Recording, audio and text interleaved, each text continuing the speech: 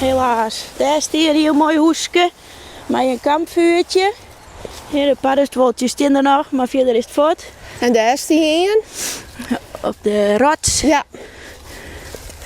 Oh ja, je sloopt en ja, we zijn echt verdrietig, ja. Het kabouterbos in Stiensgeer is sloopt. Kabouterhuisjes binnen vernield en kabouters binnen Samarinien verdwenen.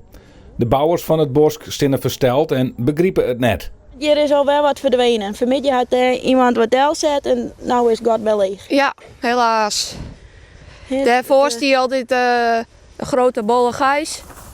Had het tientje daar staan en opeens weg.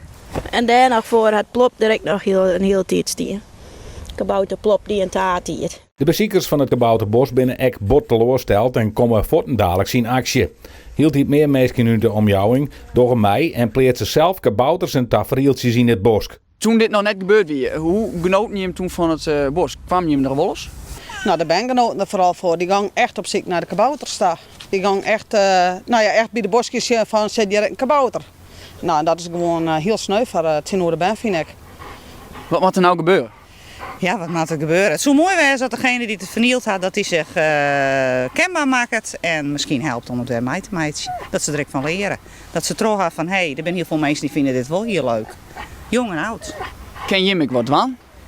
Nou ja, wie had van de morgen al druk naar de kringloop best om al geen kabouters op te halen.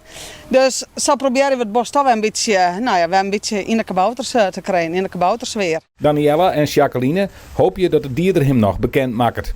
Ze hopen dat verdere vernieling uitblouwen en beziek je het kabouterbos voor eerst in leven te houden.